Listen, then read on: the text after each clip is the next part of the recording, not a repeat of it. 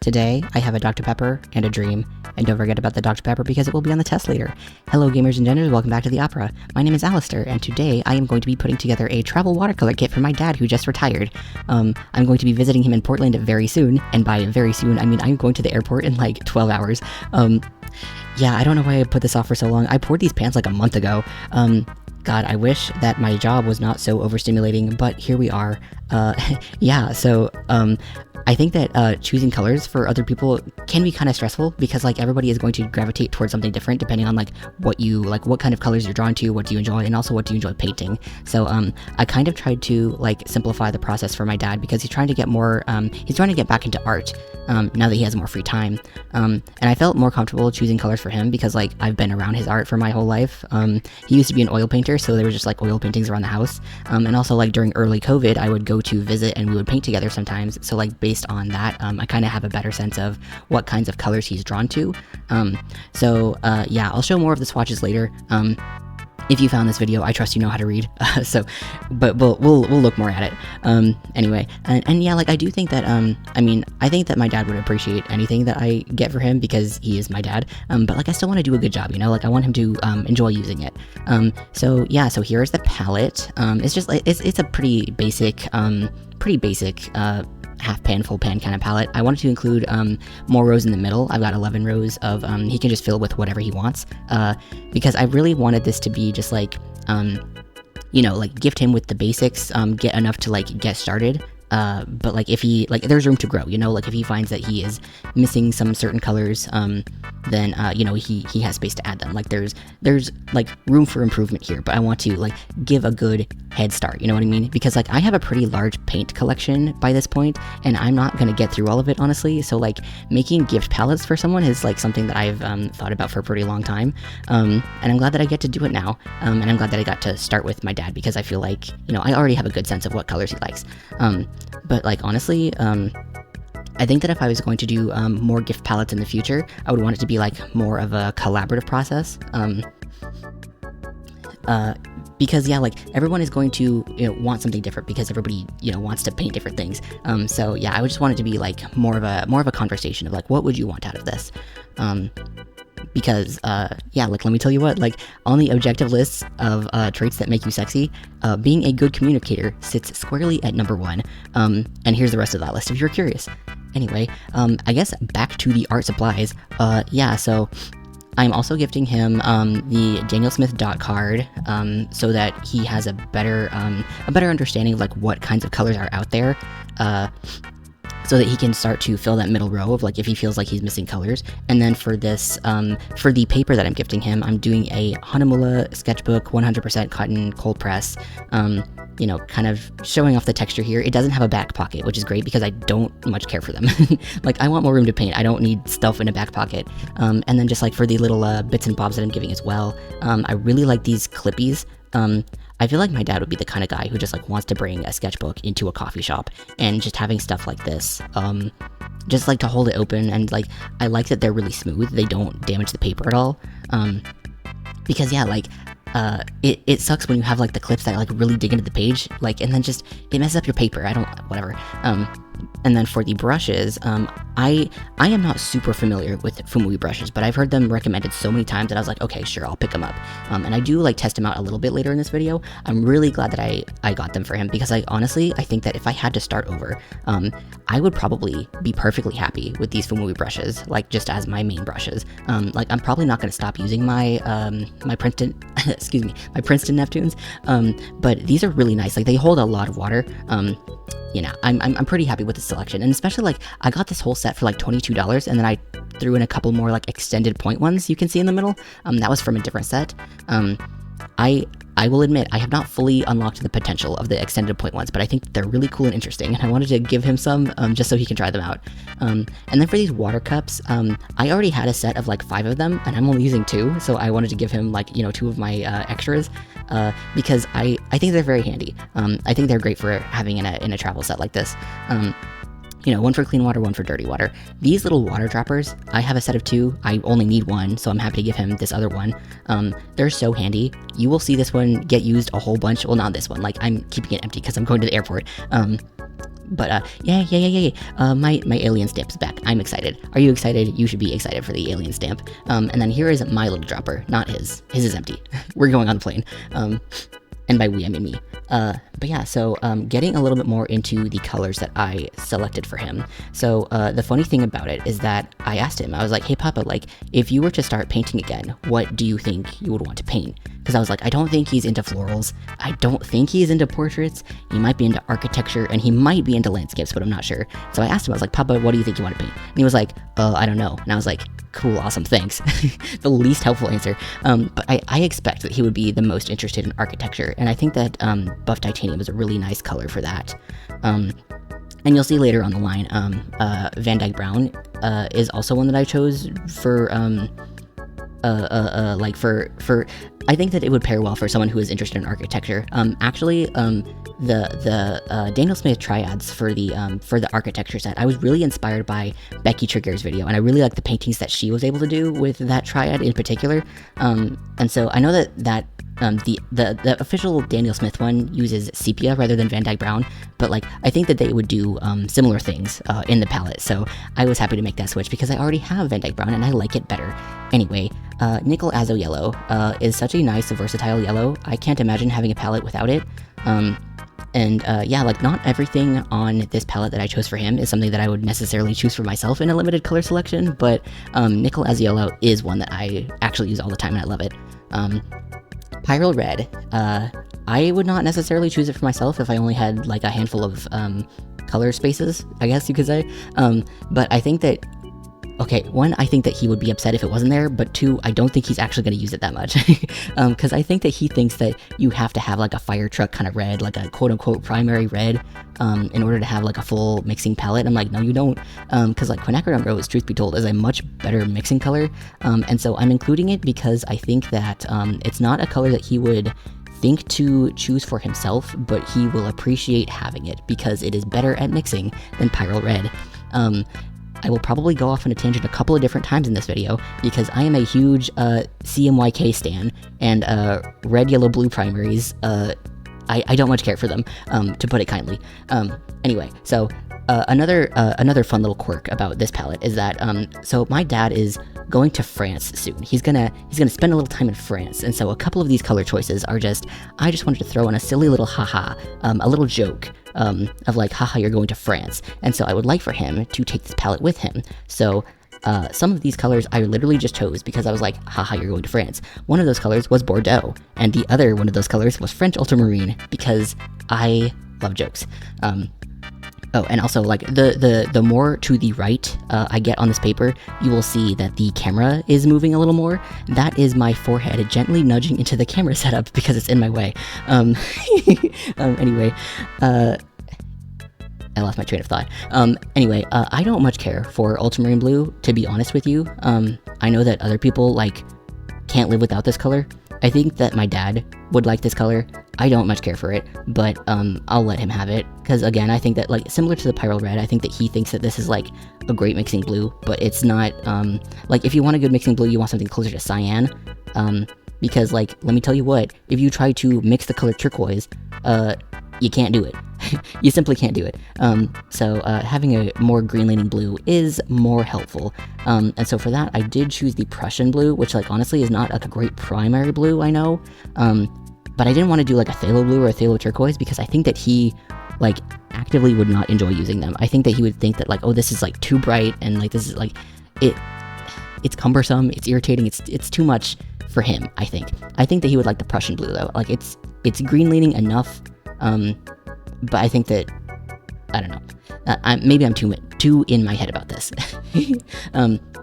Anyway, so for, so like I was saying, like, some of this is, like, I wanted to set my dad up with, a good amount of, like, basics, I guess you could say. Like, you can do, a good amount of color mixing, like, you're, like, you know, like, basically the top row is, like, your quote-unquote primaries, I guess you could say, but I wanted to give him some choices where, like, I think that he would enjoy using them, but he wouldn't necessarily choose them for himself, and so that's kind of what I went for both of these greens that I picked, because Jadeite and Serpentine are both Primatech colors, And so they're also Series 4, so they're a little bit more expensive. So I don't think he would choose them, but I think that he would like them if he had them. So that's why I threw them in here. Because yeah, like truth be told, I think they're both lovely greens. I don't use Serpentine as much anymore. It used to be like a mainstay on my palette, but like more recently I've been using Roman Schmal Autumn Green, because it does something kind of similar with like the yellowy green with the kind of orangish brown separation. I just like using that one better, but for this palette, I decided to do all Daniel Smith colors, just to keep it more simple. So that like if he needed to get a replacement, it would be easier for him to do, because he's not like as engrossed in this watercolor role as I am. Anyway, so Mars Yellow is another color that I don't really care for, to be honest. I know that landscape painters seem to really enjoy this color. Any PY42 or PY43, like a yellow ochre kind of color. This is another one where I tried to do a silly little joke. I was like, oh, like instead of doing yellow ochre, maybe I will do French ochre. But then I swatched it and it kind of like sucked ass actually. I swatched like 4 different PY42s. I swatched regular yellow ochre, French ochre, transparent yellow oxide to like see if I can like complete this trifecta on the bottom here. And then I also swatched Mars Yellow, and of those, the Mars Yellow pissed me off the least. So I was like, sure, you could stay. I don't like that color. I probably never will, but you know what? Sometimes love is sacrifice. And so my dad can have PY42. Yeah, I'm not huge into most browns, I guess. I do like transparent red oxide. I think it's very nice in portraits. I think that pairing it with something like either Bordeaux or like Perylene Violet or Naphthalmide Maroon even, I think that you could turn that transparent red oxide into a lot of really beautiful skin tones. That's honestly like how I like to paint my skin tones, is like that sort of, that neutralizing pair of like a orangey brown and then like a purpley brown, I guess you could say. Anyway, I don't have a lot to say about transparent brown oxide. It's like kind of the most generic brown I could think of. Can you think of a more generic brown? I cannot. Yeah, anyway, I threw that in there because it seemed, I don't know, it's a normal brown. It's kind of like burnt umber, I suppose. And people really like burnt umber and French, or I mean any ultramarine blue, to get that nice like neutralizing pair. So sure, there you go. And then Van Dyke Brown, like I said, I think that it's very interesting in the context of like a architectural set, because it's kind of interesting in the way that it doesn't really change the hue of the colors that you mix it to. It just kind of adds texture on top, which I think is kind of cool. And then for the last color, I chose Indigo, because I wanted something kind of like a black, but I didn't want just like a neutral black. I kind of like that this is like blue leaning, so it's like a more interesting version of black, I guess you could say. Anyway, yeah, so here's all of the colors up close. We have a lot of really nice granulation on the bottom row. Not as much granulation on top, but like still a lot of granulation in this palette, to be honest. That wasn't necessarily like on purpose. These are all just like, they're all colors that I think that he would enjoy using, but also maybe subconsciously. I think that granulating colors tend to do that cauliflower thing less, like that Prussian blue you can see on the right side. There was kind of too much water in that swatch, so it got kind of like a cauliflower texture. I don't think that granulating paints do that as much. So yeah, and now that I look at it too, I think that the indigo is the only one with 2 pigments in the mix. Everything else is single pigment. And again, like, to be honest, that wasn't actually on purpose. I know that some people kind of bug out about that. They're like, oh, you need to like only mix whatever, like single pigment colors, and like if you don't, it's gonna make muddy mixtures. Like it actually won't, as long as you understand your paint. But anyway, I'm pretty happy with all of these colors that I have chosen. I think that he will enjoy all of them. Yeah, and so getting into the color mixes, so how this is gonna go is I am going to have the 2 colors that I'm mixing, and then if I were to like theoretically name this mixture, like if I was selling it like as a tube or something, the name of like what I would call this like new resulting color, and then how I would rate it out of 10. And so I'm kind of focusing on like what types of secondaries I can get, so I'm doing a couple of oranges, a couple of greens, a good handful of purples, because this palette does some really good purples and some not good purples. So yeah, oranges, greens, purples, and then I'm kind of trying to explore more of what the the buff titanium, what that can do. Because I think that it's kind of like an underrated like star of the palette, to be honest. And I want to see more of it. So yeah, both of those oranges depending on what you like a more muted one and a more vibrant one. They're both nice, in my opinion. I wanted to see what kinds of other greens I can get from this jadeite, because it's so textural, and I just love to see it in action. Jadeite is so cool, actually. And then for this one, nickel as a yellow and Prussian blue, I wanted to mix my more green leading blue in with a yellow to see what kinds of greens you can get, because I imagine it would be very vibrant greens. And I was right. Look at this lovely green. It's so nice. Anyway, so this this mix pisses me off. It's two colors that I don't like, two bad tastes that taste bad together. And I don't like the result. Actually, truth be told, this color reminds me of my dog, and I mean that in the worst way. My dog, my dog, who is 14 years old, is balding, is missing most of her teeth. I think that if you were to take a microscope to the inside of her mouth, you would discover new life there. And like, don't get it twisted, she is perfect in every way. But like, the sensory experience of just like existing in the same space as her is not positive. And that is what this color reminds me of. Anyway, similarly, I don't like Pyrrole Red and French Ultramarine together. I don't think that the resulting color mixture is worse than Depression, but I don't like it either. Like, but I dislike it more on principle, actually. Depression 2 sucks. So like, truth be told, like, I'm making these YouTube videos, and honestly, it is more so because I am trying to practice, like, how do I want to do filming and like scripting and recording and whatever, because I would love nothing more than to make just like one very long, very elaborate color theory video, because I have a lot to say about how colors behave together. And I have so much to say, and just red and blue piss me off, actually. Like, people will say like, because I mean, like, I know that like people are taught like red and blue together, like that makes purple, and I'm like, you're lying through your teeth if you think that this color makes purple. So after Depression 2, I am showing like a bunch of different ways to mix nicer purples, because this palette is very good at that. And unfortunately, I don't think that my dad will be taking advantage, because I think that he's going to gravitate more towards the browns, which, like, that's fine, good for him. Like, he can do what he wants. Yeah, just I don't have like a ton of unique things to say about each purple. They're all nicer than Depression 2, to be honest. I think that people might be surprised to see that Prussian blue can also make nice purples, because they're like, oh, that's like a green leaning blue. You can't make a nice purple with a green leaning blue. And I'm like, you can, as long as you pair it with a good magenta, to be honest. Like, any blue that is more blue than cyan, which is every blue, it will make a nice purple if you give it a nice magenta to play with.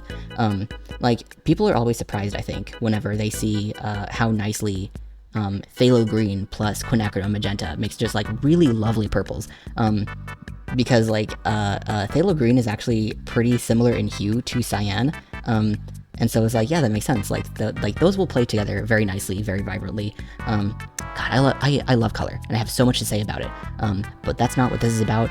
I am making fun of my dad and also my dog. Anyway, 4 lovely purples. And now we are in the part of the palette where we are looking more at buff titanium. One of the only kind of downfalls about this palette that I have chosen is like, I mean, it's kind of something that's going to be true in every palette, I think, is that there's like a little bit of a disparity in tinting strength of some of the colors. Like, you can see like this buff titanium, like, basically every time that I'm using it, I have to come like 2 or 3 times in with like another passive color, because it's just not getting enough on the paper. So you end up using more of it, like in comparison to some other colors, because that quinacridone rose, like, it laid down like very quickly, and so it ends up like the buff titanium gets kind of overpowered in the mixture, like pretty easily. And so yeah, like the buff titanium and the serpentine, I think, are like quite a bit weaker than most of the other colors on the palette. And then colors like Bordeaux and like Prussian blue and like indigo, they're like very overpowering. So if you use them together, then it's just like, you use a lot more of the buff titanium in order to like keep its integrity in the mix, if that makes sense. So yeah, just like something to look out for. And so that's why like exercises like these are very helpful, like at any stage of like your painting journey, is like understanding how your colors like work together, play together. Yeah, it's just like, it's very helpful for like understanding yeah, like how much you need to use and like what's gonna work well. You know. Anyway, I kind of lost my train of thought. But I can't stop recording because it is almost midnight. But yeah, so this is a color combination that I think that he would really like using, like as like a sky kind of color. Something that I've really enjoyed about the buff titanium is that like it will kind of warm up whatever color it's mixed with without changing. It doesn't change the hue too much. It just makes it like kind of nice and pastel and a little bit warmer. And then yeah, this color mixture in particular, I was very excited for because of the architectural set by Daniel Smith. Yeah, just like look at this lovely warm gray. It's so nice. It is so textural. They play very nicely together. Anyway, lovely. Okay, so for this last swatch, I am actually color matching something that is just off screen that I will show you in a moment. And I feel like I did a pretty good job at color matching, despite the fact that this is not usually how I mix my colors. I don't like mixing wet on wet like this. Normally, I will usually just like wait for the paint to dry and then like layer a new color on top of that. So given all that, I feel like I did a pretty good job, which I will show you in just a moment. Do you know what it is? I told you, you probably forgot, you thought I forgot. And now, I have one last trick up my sleeve. Do you know why I'm adding the buff titanium? Yippee! I saved this bottle for several weeks just to make this joke, and I hope that it was worth it. Anyway, yeah, so like here are the lovely mixes that we have made today. I think that it does a pretty good job at making oranges, very nice greens. I didn't even mix in the serpentine. I think it would look very nice. This terrible, awful, evil brown that is Depression 1.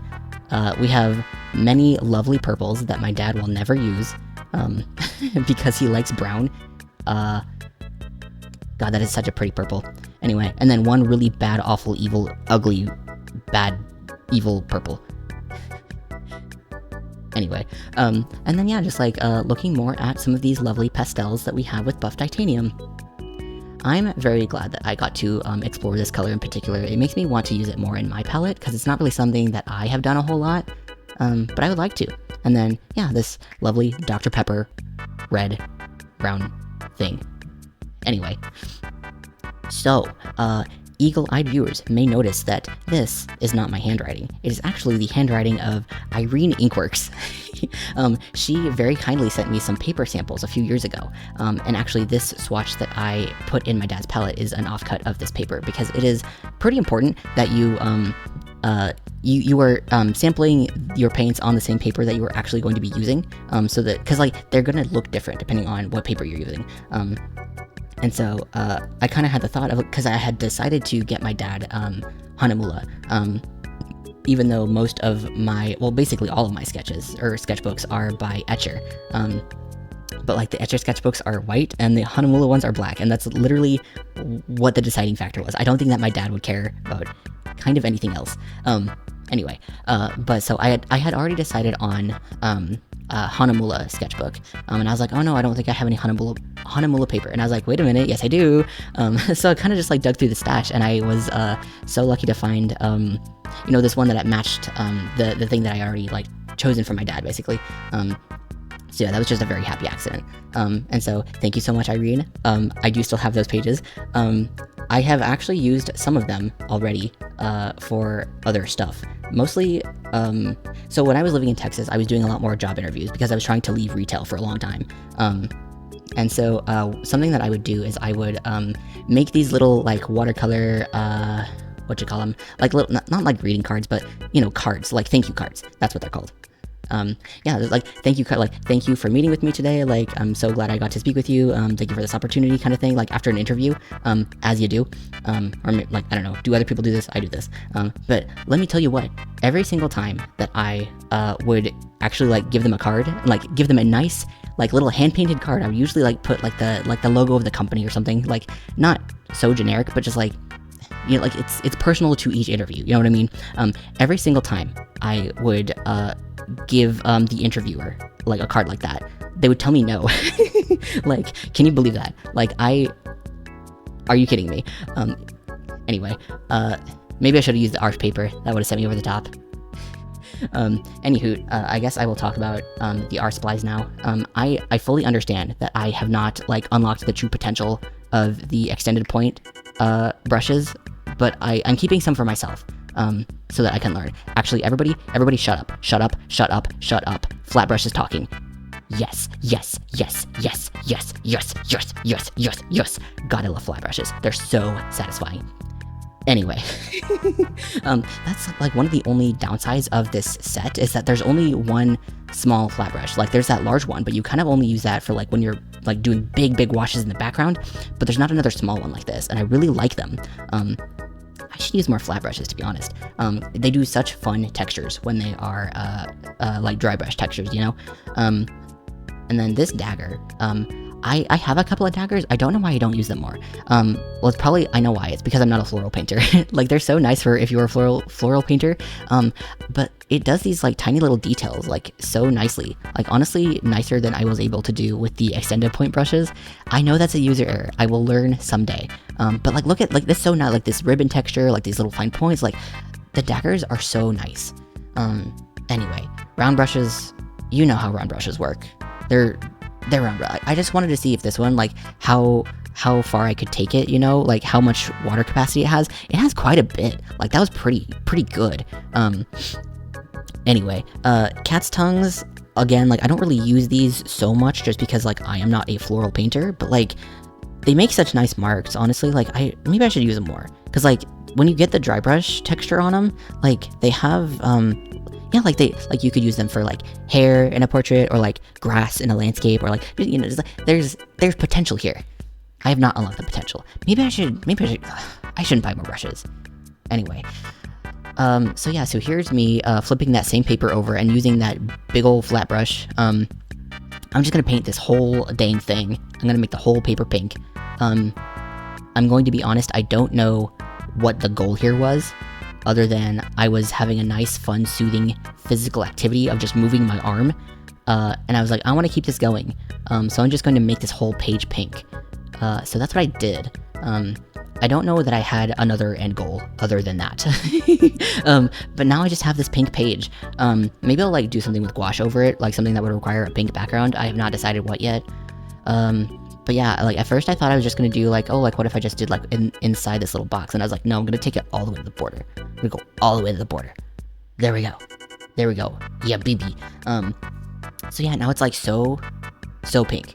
This was all done with quinacridone rose. The palette that you see on the left is like actually like one of the first palettes that I ever used. And you can see that most of the paint has migrated to other palettes. So I kind of just am like trying to use up what is left of this palette. So yeah, I'm just using up the last of this because I don't really use quinacridone rose anymore. I'm more of a quinacridone magenta enjoyer myself. But I wanted to keep it, you know, in theme with the colors that I already chose for my dad. And I think that he would like quinacridone rose more than quinacridone magenta, which is why I chose quinacridone rose and Bordeaux rather than, like, I think that you could like just use quinacridone magenta and like it would basically like serve the same purpose in a palette, but I don't think that my dad would like that color, so I didn't choose it. Anyway, yeah, so you can see this paper is pretty warped. That doesn't really bother me. I could flatten it if I want to, but I'm not that worried about it. And you can see, like, since I took it all the way to the edge, like, the paper, the water kind of seeped into the side, so, that's what that is, I think, probably. Anyway, so here is the little kit that I got. I liked that, there's this little, like, zipper compartment on the left side, that you can just, like, fit all your little, like, doodads in there. Yeah, like, look at that. Lovely. Beautiful. So, like, my whole goal with this is, like, basically, like, the whole philosophy behind, everything that I got for him was, like, I wanted to have enough that it's, like, a good starting point, but if you felt like you needed more, you could add more, and there's space to add more. Like, there's room to grow, you know what I mean? But, like, as it is, it still feels, like, complete enough. It doesn't feel like it's, like, hugely missing anything. So yeah, I thought that was nice. So yeah, some of these brushes just kind of doubling up, but if you wanted to get more brushes, or if you wanted to add like pencils or anything like that, like other drawing tools, there's room for that. And then yeah, just like, you know, fitting in the little drippy droppy little washi tape. You can fit all of the clips in here. I think that that's pretty cool. Yeah, and it still zips up all, you know, yeah. God, I'm so tired. God, I'm so tired, you guys. Anyway, if you wanted to take the palette out, and just like put both of the water cups in there, you could. I'm just kind of showcasing that you can put everything inside of this roll, like just in case you wanted to, just have like this kit itself as well as your sketchbook, and just like be carrying two things. I know that some people have like super duper like hyper mobile sets where it's like you could fit your whole painting setup in like the palm of your hand. I didn't want to do that for him because like he straight up told me that like he's like, I'm never gonna be like in a place that I don't own a car. So I was like, okay, well, like if you're moving with like, if you're going somewhere with a car, like you have room for all this little kit thing. Anyway, so I didn't film an outro, and I'm not gonna film something else because I really need to finish my laundry. God, I need to finish my laundry. Anyway, so yeah, I'm really excited to be in Portland. I'm really excited to see my dad. I hope that he likes. I'm sure he will. Like, he would appreciate anything that I get for him, to be honest. But yeah, if you would like to follow along, see what happens next, feel free to like and subscribe. Or don't, because I'm not your dad, and he is not your abuelo. But either way, I hope you have a colorful day.